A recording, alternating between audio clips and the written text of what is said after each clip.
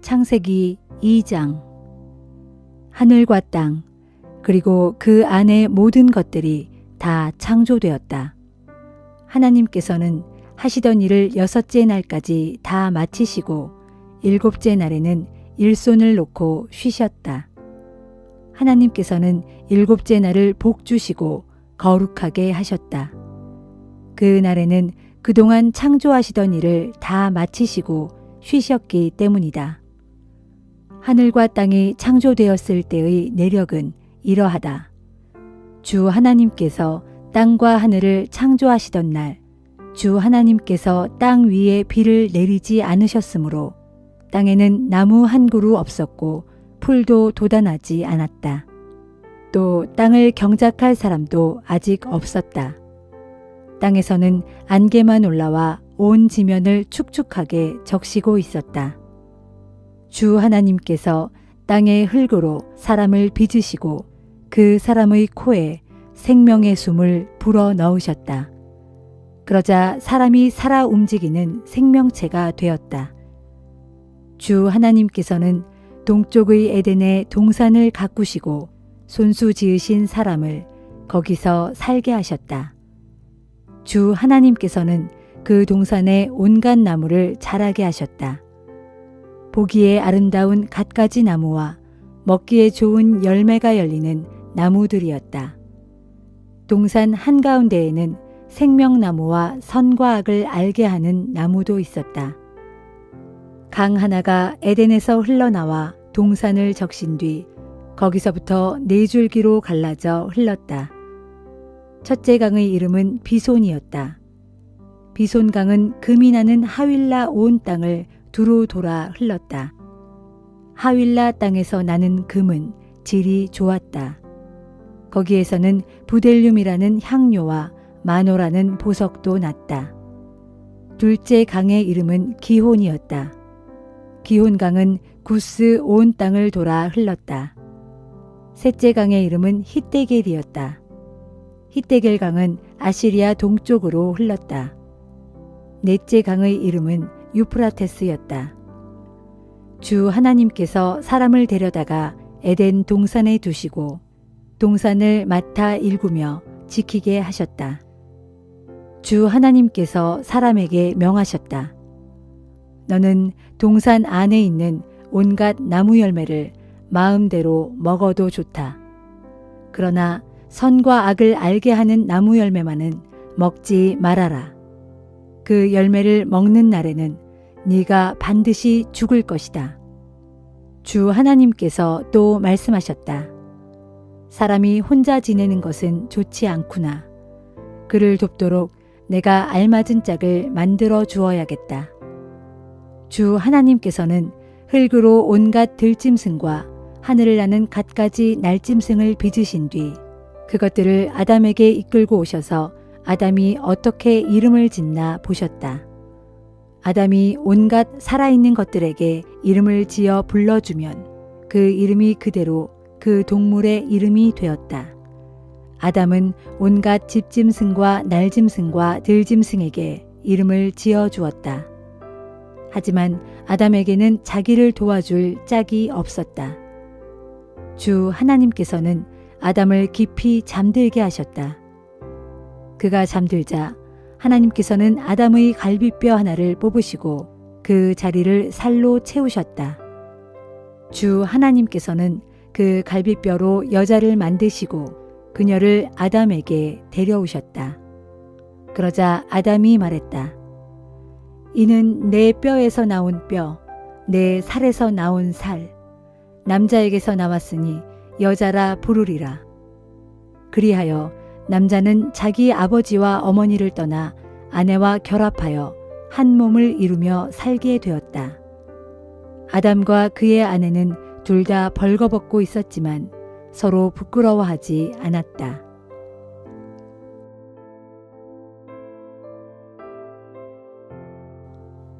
마태복음 2장. 예수께서 유대 땅 베들레헴에서 태어나셨을 때는 헤롯 왕이 통치하던 시기였다. 예수께서 태어나시자 동방에서 올라온 박사들이 예루살렘까지 찾아와서 물었다. 유대인의 왕으로 태어나신 분이 어디 계십니까? 우리는 먼 동방에서부터 그분의 별을 보고 그분에게 경배하러 왔습니다. 이 말을 듣고 헤롯 왕은 마음이 불안해졌고 이 소문을 듣고 예루살렘 사람들도 술렁거렸다. 헤롯 왕은 제사장들과 율법 교사들을 불러서 모아놓고 물었다. 예언자들은 그리스도가 어디서 태어날 것이라고 말했는가? 그들이 대답하였다. 유대 땅 베들레헴입니다. 예언자 미가는 이렇게 기록했습니다. 그러나 너 유대 땅 베들레헴아, 너는 비록 작은 마을이지만 너에게서 통치자가 나와 내 백성 이스라엘의 목자가 될 것이다. 그때 헤롯은 박사들을 몰래 불러 별이 언제 나타났었는지를 캐물은 뒤 이렇게 말하였다. 좋소, 베들레헴으로 가서 아기를 찾아보시오. 그 아기를 찾아내거든 내게도 알려주시오. 나도 가서 그 아기에게 경배할 생각이오. 왕의 말을 듣고 박사들은 즉시 길을 떠났다. 그런데 동방에서 보았던 별이 다시 나타나 그들을 이끌어 주었다. 별은 베들레헴에 이르러 아기가 있는 곳 위에 멈추어 섰다. 박사들은 그 별이 멈추어 선 것을 보자 뛸 듯이 무척 기뻐하였다. 박사들이 집 안으로 들어가 보니 아기가 그의 어머니 마리아와 함께 있었다. 박사들은 아기에게 엎드려 절한 후 보물 상자를 열어 황금과 유향과 모략을 예물로 드렸다. 그러고서 박사들은 꿈속에서 헤롯에게 돌아가지 말라는 하나님의 지시를 받고는 예루살렘에 들르지 않고 다른 길을 통해 자기 나라로 돌아갔다. 동방 박사들이 자기 나라로 돌아간 후 요셉의 꿈에 하나님의 천사가 나타나 말하였다. 헤롯 왕이 아기를 죽이려고 한다. 어서 일어나 아기와 아기 엄마를 데리고 이집트로 피신하여라.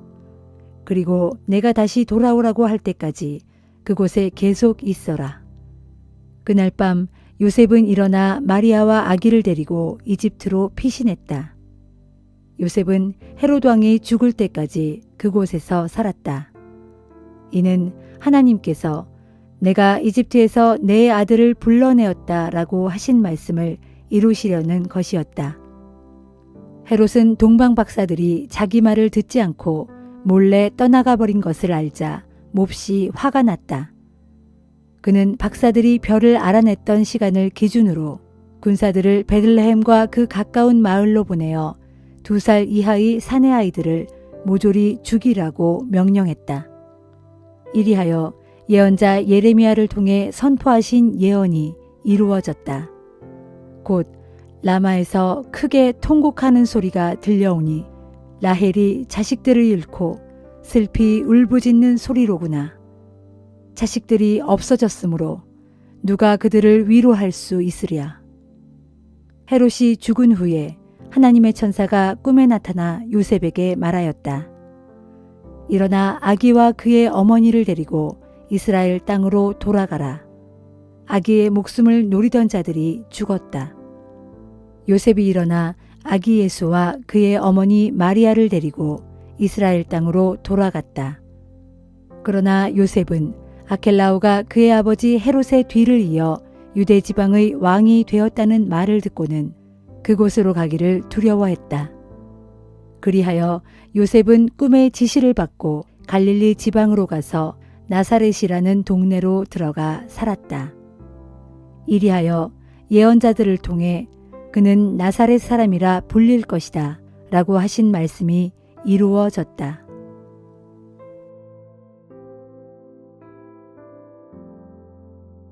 에스라 2장. 오래전 바빌로니아 왕 느부갓네살이 유다 땅에서 포로로 사로잡아 끌고 간 사람들 가운데서 페르시아 왕 고레스의 조서에 따라 예루살렘과 유다 땅으로 귀환하여 저마다 자기 고향 마을로 돌아간 사람들의 명단은 다음과 같다. 본국 귀환자들을 이끌고 온 지도자들은 수룹바벨, 예수와 느헤미야, 스라야, 르엘라야, 모르드게, 빌산, 미스발, 비그웨, 르훔, 그리고 바하나다.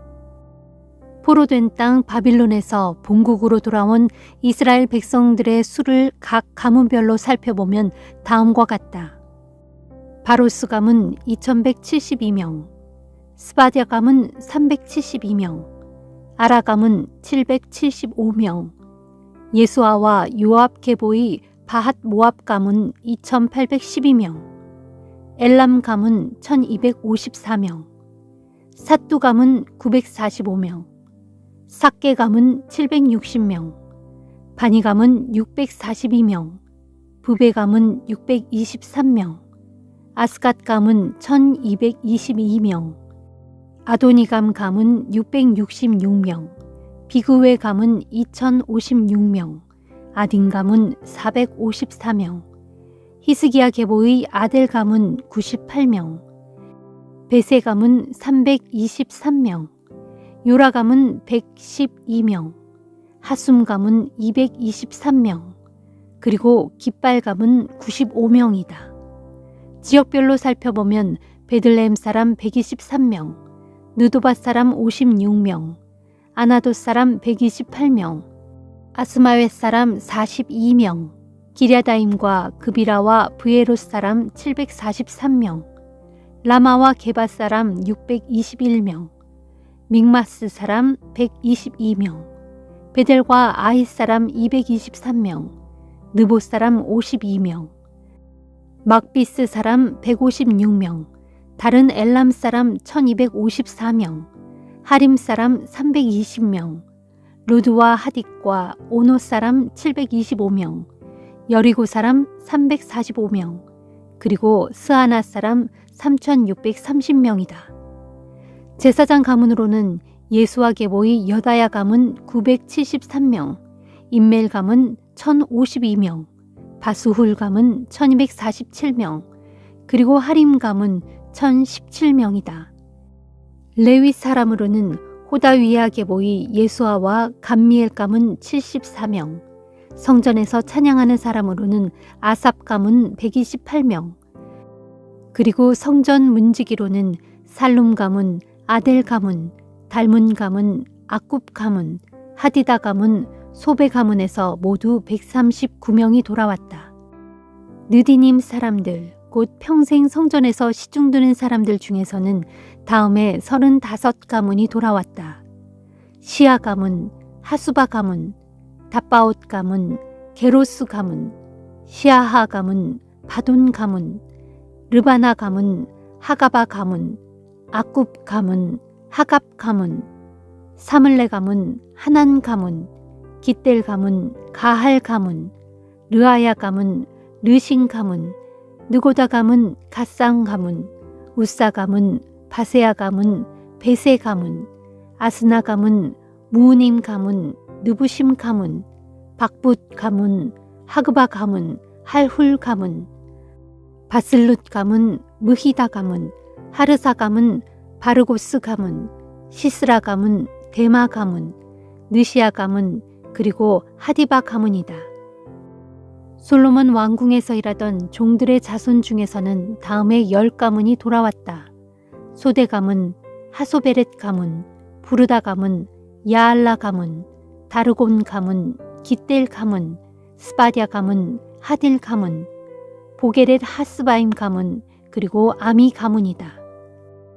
이상 느디님 사람들과 솔로몬 왕궁에서 일하던 종들의 자손은 모두 392명이 돌아왔다. 다음은 페르시아의 델멜라, 델하르사, 그룹, 앗단, 임멜 지역에서 돌아온 사람들인데 이 사람들은 자기들의 가문이 확실히 밝혀지지 않아서 정말 이스라엘 사람들인지 증명할 수 없었다. 그들은 들라야와 도비야와 느고다 자손들로서 모두 652명이었다.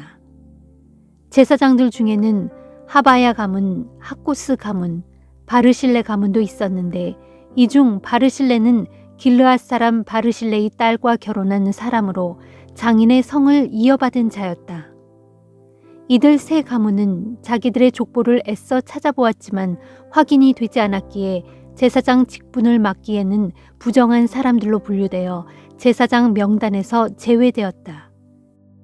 그래서 유다 총독은 제사장이 우림과 둠밈으로 하나님의 판결을 구해 그들이 정말로 제사장 가문에 속한 제사장들인지를 밝혀낼 때까지는 제사장들이 먹는 거룩한 음식을 먹지 못하도록 그들에게 금지시켰다.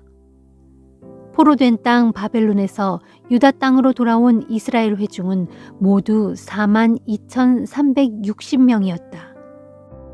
그 밖에도 남종과 여종이 모두 7,337명이 있었고 노래하는 남녀가 200명이 있었다. 또 말 736마리, 노새 245마리, 낙타 435마리, 그리고 나귀 6,720마리가 있었다. 본국 귀향단이 마침내 예루살렘에 이르러 주의 성전에 오르자 가문의 족장들 가운데 여럿은 예태와의 하나님의 성전을 다시 세우는 일을 돕기 위해 기꺼이 많은 예물을 바쳤다. 그들은 저마다 힘 닿는 대로 능력껏 예물을 바쳤는데 그들이 바친 예물은 금화가 6만 1천 다릭, 은이 5천만 회, 그리고 제사장의 예복이 100벌이었다. 이처럼 제사장들과 레위 사람들과 노래하는 사람들과 성전 문지기들과 느디님 사람들 곧 성전 일꾼들이 저마다 자기들의 성읍에 정착했고 그 밖에 다른 백성들도 저마다 자기들의 고향 마을에 자리를 잡았다.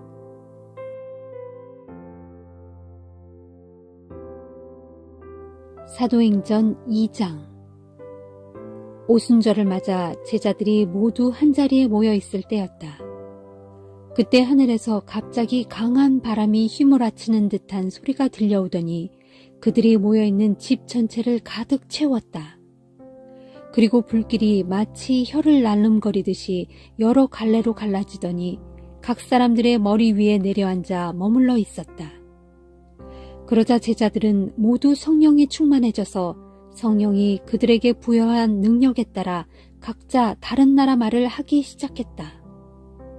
당시 예루살렘 도성에는 세계 여러 나라에서 올라온 경건한 유대인들이 머물고 있었다. 그런데 이런 이상한 말소리가 들리자 많은 사람들이 놀라서 모여들었다. 그들은 저마다 제자들의 입에서 자기네 나라의 말이 터져 나오는 것을 듣고는 어리둥절했다. 사람들은 너무나 놀라 이상하게 여기며 말했다. 이 사람들은 모두 갈릴리 사람들이 아닌가. 그런데 우리들 각자가 저마다 자기네 나라의 말로 듣고 있으니 이게 도대체 어찌 된 일인가. 우리들 가운데는 바데, 메데, 엘람, 메소포타미아, 유대, 갑바도니아, 본도, 아시아, 부르기아, 밤빌리아, 이집트, 그리고 구레네 근처의 리비아 지방에서 사는 사람들이 있고 또 로마에서 온 유대인들과 유대교로 개종한 이방인들, 게다가 크레타 사람들과 아라비아 사람들까지 있지 않은가. 그런데 우리 각자가 자기 나라의 말로 하나님께서 행하신 놀라운 일에 대해 이렇게 듣고 있다니 사람들은 모두 너무도 놀랍고 당황스러워서 이게 대체 어떻게 된 일이요 하면서 서로 물었다. 그러나 그들 가운데 더러는 저자들이 새 술에 잔뜩 취했군 하면서 조롱하기도 했다. 그때 베드로가 11사도와 함께 자리에서 일어나 목소리를 높여 군중을 향해 크게 말했다. 유대인 여러분, 그리고 예루살렘에 사시는 여러분, 제가 오늘 일을 자세히 설명해 드릴 테니 잘 들어보십시오. 여러분 중에는 우리가 술에 취해서 그런다고 하는 이들도 계십니다만 지금은 아침 9시가 아닙니까? 절대 술에 취한 것이 아닙니다. 오늘 아침에 여러분이 보신 이 일은 예언자 요엘이 예언한 대로입니다. 하나님께서 말씀하신다. 마지막 날에 내가 너희 모두에게 나의 영을 부어주겠다. 그리하여 너희의 아들, 딸들은 예언을 할 것이고 젊은이들은 환상을 볼 것이며 나이 든 사람들은 꿈을 꿀 것이다. 또 그날에는 나의 종들에게도 남종이든 여종이든 가리지 않고 나의 영을 부어줄 것인데 그러면 그들 역시 예언을 할 것이다. 하늘에서는 놀라운 일들이 나타나고 땅에서도 여러 징조들이 나타날 것이니 곧 피와 불과 소용돌이 치는 연기들이다. 주의 크고 영광스러운 날이 이르기 전에 해는 칠흑같이 캄캄해지고 달은 피같이 붉어질 것이다. 그러나 그때에 주의 이름을 부르는 사람은 누구든지 구원을 받을 것이다. 이스라엘 동포 여러분, 이 말을 들어보십시오. 여러분들도 아시다시피 하나님께서는 나사렛 예수를 통하여 큰 능력과 놀라운 기적과 표징들을 보여주셨습니다. 이것은 하나님께서 모든 사람들 앞에서 나사렛 예수야말로 자신이 보낸 자인 것을 증거하려고 행하신 일입니다. 이 예수께서는 하나님께서 정하신 뜻과 예정대로 여러분에게 넘겨졌고 여러분은 악한 사람들의 도움을 받아 그분을 십자가에 못 박아 죽게 했습니다. 하지만 하나님께서는 그분을 죽음의 고통에서 해방시켜 다시 살아나게 하셨습니다. 죽음의 소나기에 그분을 가두어 둔다는 것은 결코 있을 수 없는 일이기 때문입니다. 다윗은 그분에 대해 이렇게 말했습니다. 언제나 제 앞에 계시는 주님을 뵙니다.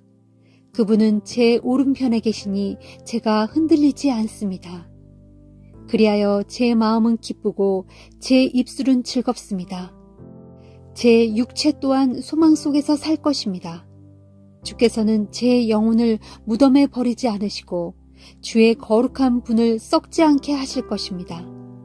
주께서 제게 생명의 길을 알려주셨으니 주 앞에서 제 기쁨이 항상 차고 넘칠 것입니다. 형제 여러분, 저는 여러분에게 자신 있게 말씀드릴 수 있습니다. 다윗은 죽어서 묻혔고 그의 무덤이 오늘날까지 남아 있습니다. 하지만 다윗은 예언자였고 그는 그의 자손 중에서 한 사람을 세워 그의 왕자에 앉힐 것이라고 하신 하나님의 변치 않는 약속을 잘 알고 있었습니다. 그래서 다윗은 장차 올 일을 미리 내다보고 그리스도의 부활에 대해서 말하기를 그분은 무덤 속에 버려지지 않을 것이며 그분의 몸 또한 썩지 않을 것이다 라고 했습니다. 과연 하나님께서는 이 예수를 죽은 자 가운데서 다시 살리셨습니다. 이 일에 대해서는 우리 모두가 증인들입니다. 지금 예수께서는 하늘에 올라 하나님의 오른편에 앉아 계시는데 그분은 약속하신 성령을 아버지께 받으시어 여러분이 방금 보고 들은 대로 우리에게 쏟아 부어 주셨습니다. 이제 내가 인용하는 이 말 역시 다윗이 자신에 대해서 한 말이 아닙니다. 그는 하늘에 올라간 일이 없기 때문입니다. 그런데도 다윗은 이렇게 말했습니다. 주님께서 나의 주께 이르신 말씀이라 여기 내 오른편에 앉아라. 내가 내 원수들을 내 발 아래에 굴복시킬 때까지 여기 앉아 있어라. 그러므로 나는 이스라엘 집안의 모든 사람들에게 분명히 말합니다. 하나님께서는 여러분이 십자가에 못 박은 나사렛 예수를 우리의 주요 그리스도가 되게 하셨습니다. 베드로의 이 말을 듣고 사람들은 마음이 크게 찔렸다. 그래서 베드로와 다른 사도들에게 말했다. 형제들이여, 그러면 이제 우리가 어떻게 해야 좋겠습니까? 베드로가 대답했다. 회개하십시오. 그리고 예수 그리스도의 이름으로 세례를 받으십시오. 그러면 죄를 용서받을 수 있고 성령을 선물로 받게 될 것입니다. 이것은 예수 그리스도께서 하나님의 부르심을 받은 여러분 모두와 여러분의 자녀들 그리고 먼 나라에 살고 있는 사람들에게까지 하신 약속입니다. 이 밖에도 베드로는 이 타락한 세대에서 여러분 자신을 구원하십시오 하고 말하면서 여러 가지 다른 말들로 그들에게 복음을 전했다. 이날 베드로의 말을 받아들인 사람들은 모두 세례를 받았는데 그 수가 무려 3,000명이나 되었다. 그들은 열심을 내어 사도들의 가르침을 받고 서로 교제하면서 빵을 떼어 음식을 함께 나누어 먹고 기도하는 일에도 전적으로 힘썼다. 모든 사람들에게 하나님을 경외하는 마음이 깊어졌고 또한 사도들을 통해 놀라운 기적들이 많이 행해졌다. 믿는 사람들은 함께 모여 살면서 모든 것을 공동으로 소유하였고 또한 재산과 물건을 팔아서 필요한 사람들에게 나누어 주었다.